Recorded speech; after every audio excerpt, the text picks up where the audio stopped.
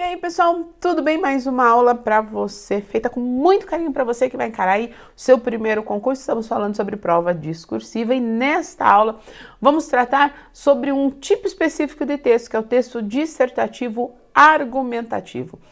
Em nossa aula anterior, você viu sobre o texto dissertativo, entendeu como ele se constitui, viu até um exemplo de dissertação e espero eu que tenha percebido e tenha compreendido que a dissertação ela se propõe a falar sobre algo, mas sem a obrigatoriedade do convencimento. É um texto que tem uma preocupação em disseminar informação. O ponto de vista se faz presente? Sim, ele se faz presente, mas muitas vezes de uma forma mais velada, né? Opta-se pela primeira ou terceira pessoa, isso não é um problema. A única, aliás, não comentei isso, mas comento agora. A única obrigatoriedade em relação a escolher uma das pessoas do discurso é para a dissertação expositiva, com a finalidade exclusiva de informar, e aí necessariamente o texto tem que ser feito em terceira pessoa. Mas não é esse tipo de texto que costuma aparecer nos concursos, não. As bancas gostam de colocar lá a dissertação, gênero dissertativo, e na hora da prova, no momento do pega para capar, o que você encontra lá? Faça um texto dissertativo argumentativo. Por isso, é importante que a gente diferencie uma dissertação de uma dissertação argumentativa. Então, para que isso possa acontecer de uma forma bem tranquila, para você que está estudando, a gente vai agora entender o que é essa dissertação argumentativa. Vamos lá? Dá uma olhada no seu material, não pode deixar de fazer o registro aí das informações, isso é bastante importante, porque como já havia comentado, né, na hora de retomar conteúdos, véspera de prova, se você tem tudo anotadinho, fica bem mais fácil relembrar o que você já viu em aula.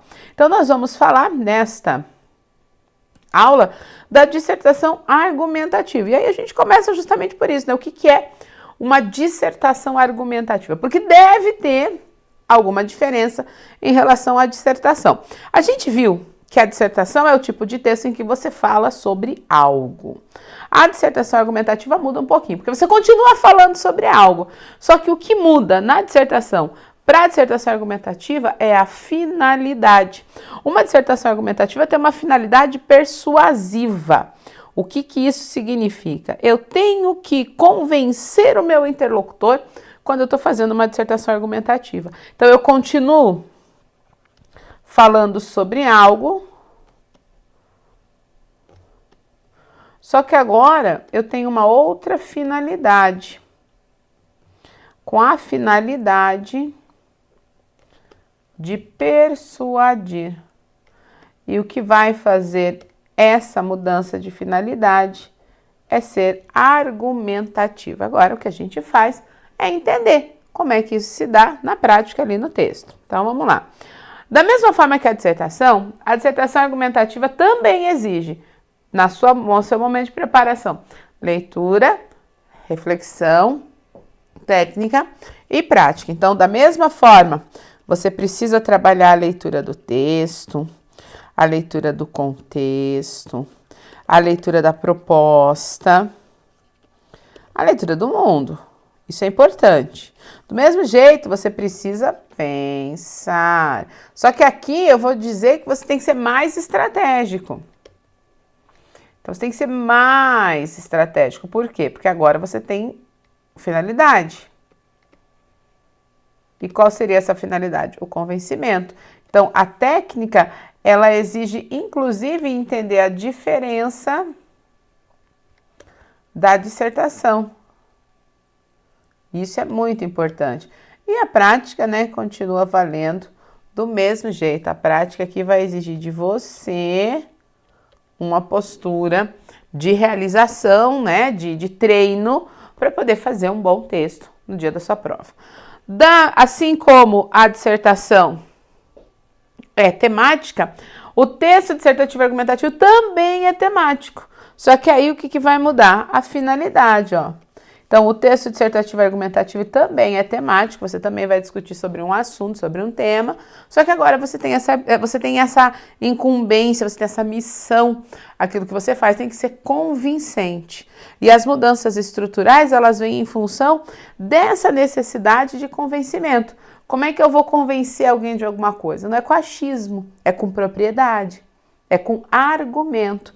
Então, o texto dissertativo argumentativo, ele vai se distanciar da dissertação em função disso, de você precisar necessariamente persuadir, precisar convencer, né? Então, aqui, opa, a gente está falando de convencimento.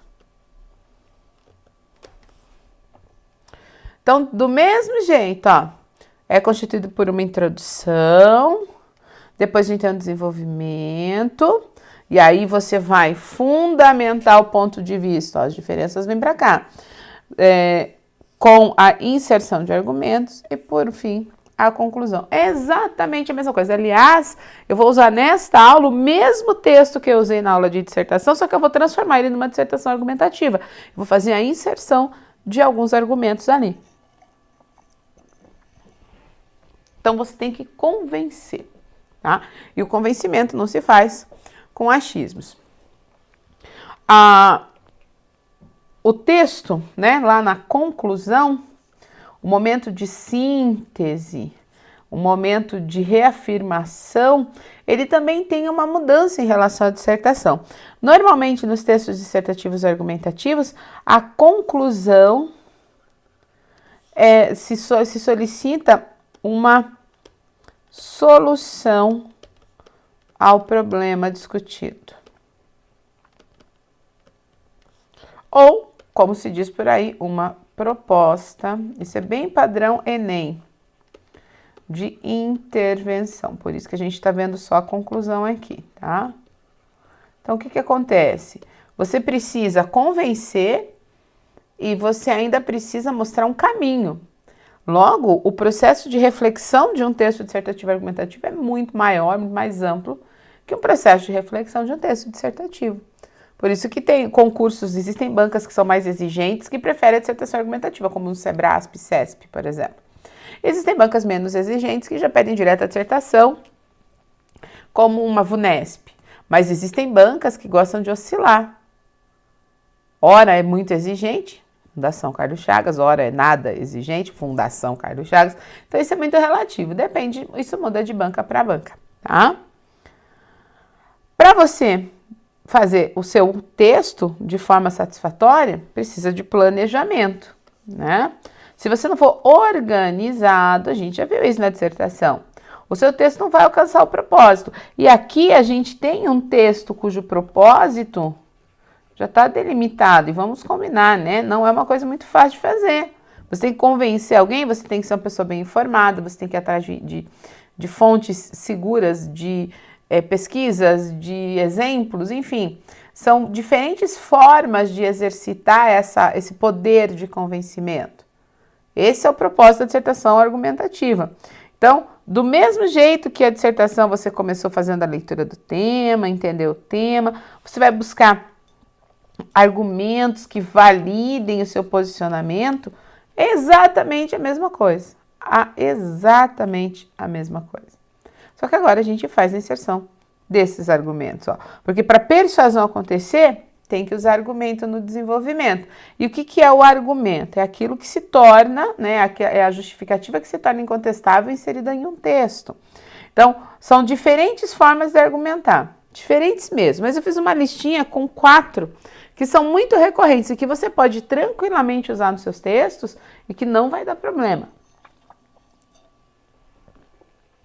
Esses argumentos, eles enriquecem o texto e eles vão aparecer fatalmente no desenvolvimento da sua redação.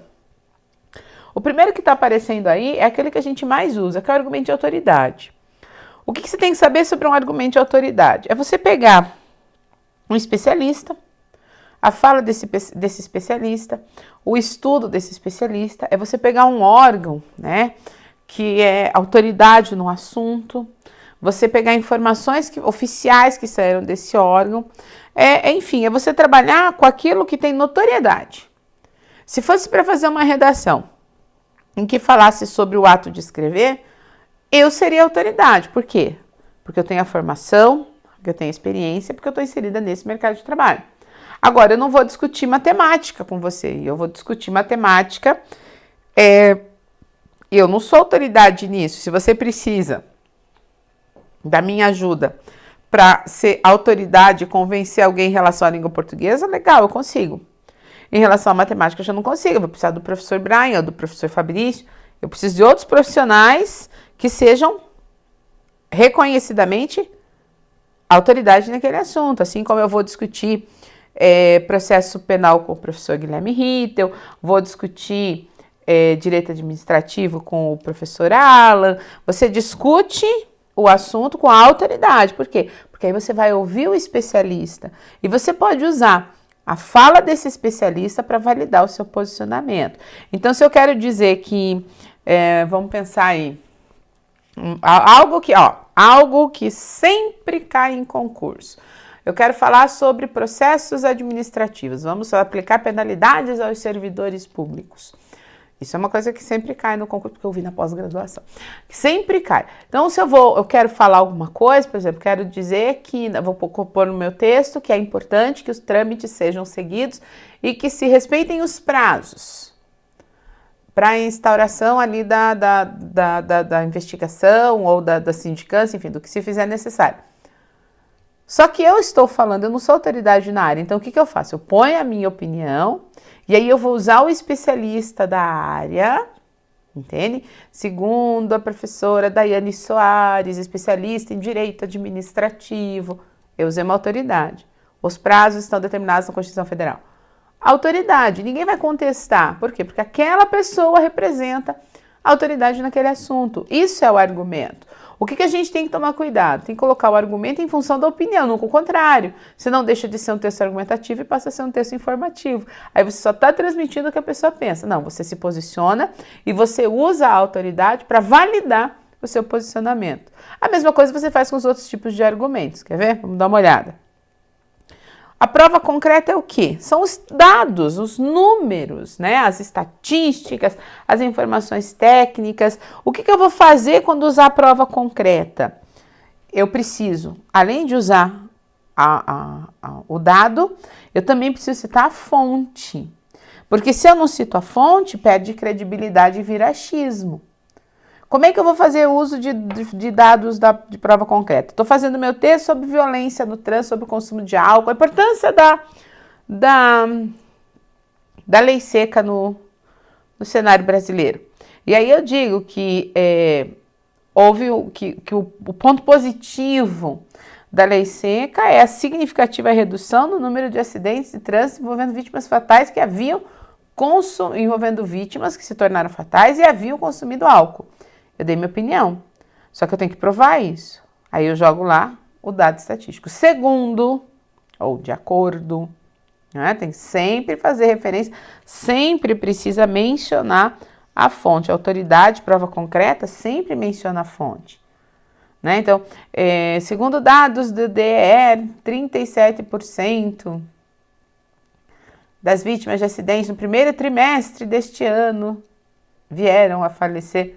Usei dados e contra dados não há argumentos.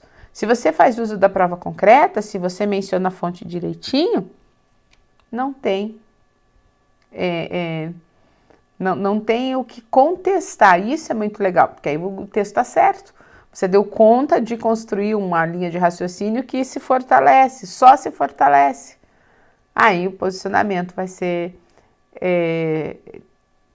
alcançado e respeitado. Então, prova concreta é isso. Mas tem mais, né? Tem a consensual. A consensual é muito legal, é aquela que você concorda e pronto. Então, são informações que elas não são refutadas, elas não são negadas. Por exemplo, se você vai fazer uma redação sobre o fluxo de veículos nas grandes cidades, e aí você vai dizer que é praticamente impossível nos grandes centros circular de carro nos horários de pico, entre 17 e 19 horas, por exemplo. Isso ninguém vai contestar, porque é assim, é até pior, é um inferno, né? Vai dirigir às 6 horas da tarde pra você ver. Então, é consensual, as pessoas concordam. Isso é um tipo de argumento também. Ele só não é tão forte quanto o argumento de autoridade ou o argumento de prova concreta, mas é um argumento e tem validade. E existe também a alusão histórica. Esse eu sou obrigada a dizer para vocês que eu gosto pra caramba. Gosto muito. Por que eu gosto da alusão histórica? que é uma demonstração de conhecimento sem precedente. O que é alusão histórica? Você vai pegar um fato histórico e você vai fazer uso desse fato para ajudar a dar validade à informação que você está pondo no texto. Então, se eu digo,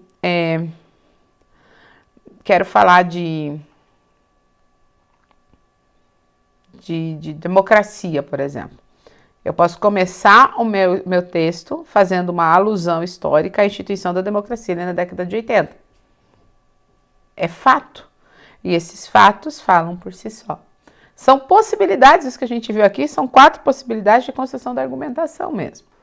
E, assim, é importante entender, né, a existência desses tipos aí de argumentos e praticar fazendo uso deles. Senão você vai sentir cada vez mais dificuldade em relação ao texto. E uma coisa muito séria, olha só, se a proposta pede para você uma dissertação e você faz uma dissertação argumentativa, ó, parabéns, você fez mais do que eles queriam. Agora, se a proposta pede uma dissertação argumentativa e você faz só uma dissertação, você zera a proposta, fuga o gênero. Então tem que tomar muito cuidado com isso. O que está pedindo e que tipo de postura você assume para produzir aquele texto dentro do que está sendo solicitado. Ok? O que mais a gente tem aqui de importante? Aí a gente tem a questão da conclusão de novo, né? Mesma ideia, né? Você vai finalizar tudo aquilo que você viu, vai reafirmar ou vai sintetizar, pode dar um destaque a um argumento que você considere mais válido. E o que a gente tem aqui agora é um exemplinho. Eu peguei o mesmo texto que eu fiz, por exemplo, de dissertação e transformei em dissertação argumentativa. Olha só que bacana. Continuamos no mesmo tema, a importância da humanização na saúde. E o contexto começa assim, ó. Estar em um hospital não é uma das melhores coisas a se fazer. Aliás, se o paciente pudesse escolher, certamente não seria esta a opção. Porém, algumas doenças graves, como o câncer, exigem períodos de internação ao longo do tratamento. Por isso, tudo o que puder ser feito para minimizar o sofrimento e a angústia nesse período tem validade. É aqui que entra em cena a ideia de humanização na saúde. Exatamente a mesma introdução. Contextualizei. A introdução é um momento de contexto. Você faz o seu corretor, o seu leitor, ele interagir com o seu texto, porque ele fica sabendo do que você vai falar. O contexto está nessa função, me fazer entender do que vai ser discutido ali. Olha como eu continuei. Segundo dados divulgados pelo INCA, pronto, aqui eu já tenho prova concreta, ó. Instituto Nacional do Câncer, surgem no mundo cerca de 12 milhões de novos casos da doença por ano. E destes, cerca de 8 milhões levam o paciente à morte. Isso aqui é dados. Argumentação de prova concreta. Ações que visem o conforto de pacientes e familiares têm se mostrado eficientes diante desses assustadores números. Por isso, ações de humanização, ações, eu nem vi, é legal evitar a repetição. Por isso, a humanização, né, ou por isso, gestos de humanização, aqui acho que tem que trocar, ações, vamos pôr gestos, ó.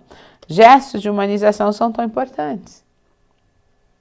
Usei os dados. Criada pelo médico oncologista Pat Adams na década de 80, a humanização vai ganhando terreno em diversos países.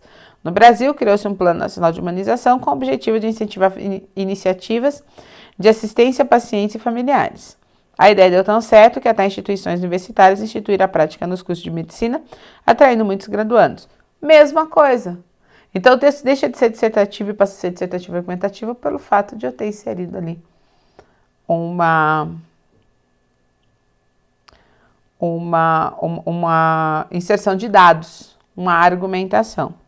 O argumento externo é o que acontece quando a gente põe dados, como foi o caso aqui. O argumento interno é quando eu dou minha opinião. Ó. E os adjetivos e os advérbios são excelentes marcadores de opinião. Vamos achar a opinião aqui. Ó. Essas iniciativas, como essa Alegria no Paraná ou Terapia do Riso, não podem parar. Isso aqui é opinião. Opa,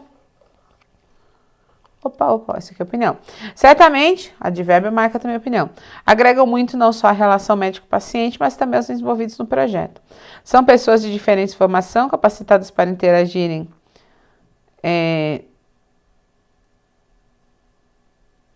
me perdi. São pessoas de diferente formação, capacitadas para interagirem com os internos e que crescem enquanto pessoas, demonstrando empatia e solidariedade.